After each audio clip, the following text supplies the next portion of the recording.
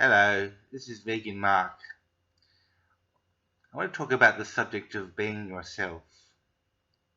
What does it mean to be yourself? I've looked at a lot of YouTube videos of some of the more popular YouTubers and people like Ali Hardesty, for example, and Ryan Niga Higa, and they all have this great authenticity to them, but they're not me. So if you want to watch my channel and be my subscriber, you're getting a different deal. This channel is not about being very flamboyant and um, hyperactive and even cheerful at times. A lot of the time I'm pretty mundane. And that's just the way I am. I don't have a very expressive face. I don't have a very expressive personality. And I'm just who I am. No more than that. So when people say you are yourself, what does it actually mean? I mean, it could mean a lot of different things. It could mean that you're yourself when you're your happiest. Like, I don't express myself fully. If you look at my earlier videos on this channel, you'll find that a lot of them are very original and very spontaneous and even funny and comedic and so on. I don't do that much stuff anymore. I've kind of settled in my ways, but that doesn't mean that I am myself the most at the moment. I think that I've lost a lot of the happiness that I had when I first started this channel. And although I'm still being productive on this channel, I'm not being as authentically me as I am like when you have your first experiences of sex or puberty, or I don't know, your first time you hear something if you're a deaf person, first time you see something if you've been blind for 10 years. All of these experiences make you the most. So in order to find who I am the most, I think it's important to look at those things which I like, those things which make me tick. And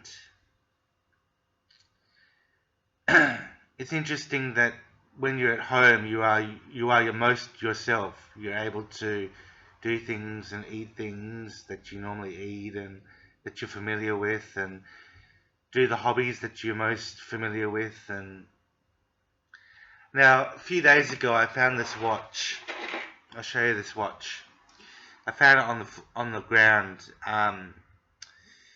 near where I live, in the neighborhood near where I live. And I picked it up and I thought, this is a very strange looking object, and I thought it was probably broken. But actually, the only thing that's broken about this watch is the strap. So the actual watch itself actually works, and you can see that it's just ticking over there.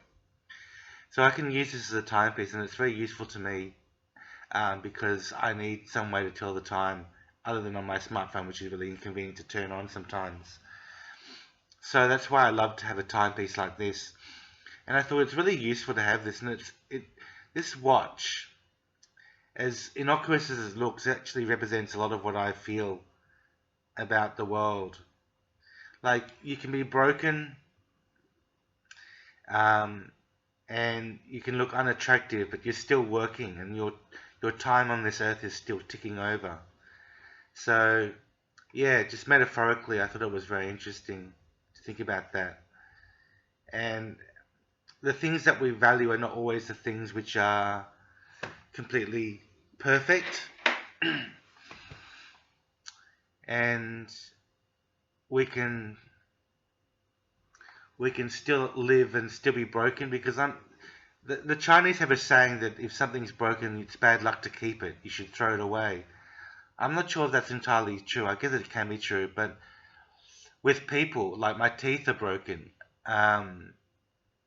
My face will have more wrinkles than it did 10 years ago, and will have more wrinkles in the future. The shirt that I'm wearing is frayed and it's not in perfect condition, but we still keep these things. And it doesn't mean being a scab or a shaggy person or someone who scavenges in rubbish for things and collects them. There's nothing particularly wrong about that, but I think it's a particular lifestyle. But my point is that people are not perfect, and they do collect and they do espouse and epitomize things which are not particularly perfect. That's the point I want to make. So I can't be perfectly I can't be completely charismatic. Like, me being charismatic and me being really, really talkative and really up there in the high levels of cheerfulness is really hard for me, because I've had a terrible life of suffering for 15 years and longer than 15 years. I first started really suffering in my life when I was about 12 or 13, when I was really isolated at school. And I had the sensation or the belief, the inference that I was smelling of some odor, and that people were avoiding me or coughing in class because of my odor. So I think that our experiences changes, but being authentic is most comparable to being comfortable. So if you're comfortable, you're authentic, and you don't need to fake things. Now, just yesterday, I did a video on the 15th anniversary of the worst day of my life, which you can see on this channel, hopefully, if it's been uploaded already. And yeah, so it was one of the best videos I've made, because it was filmed in the nearby parklands at Roma Street Parkland. Show some of the beautiful scenery there, and I was just talking over it, doing a voiceover for that video. And I felt really comfortable, and but it wasn't really happy video, it was just a really mundane video. And I don't think that being mundane is my basic default level. Well, it's my default level, but it's not my authentic level. I think there's a difference there, and I think that to explore what being authentic means is very important. So I hope you have a think about what being authentic really means, and whether in writing, poetry, speech, oratory, or any other way of communication, finding yourself and being authentic is an interesting concept. Bye for now.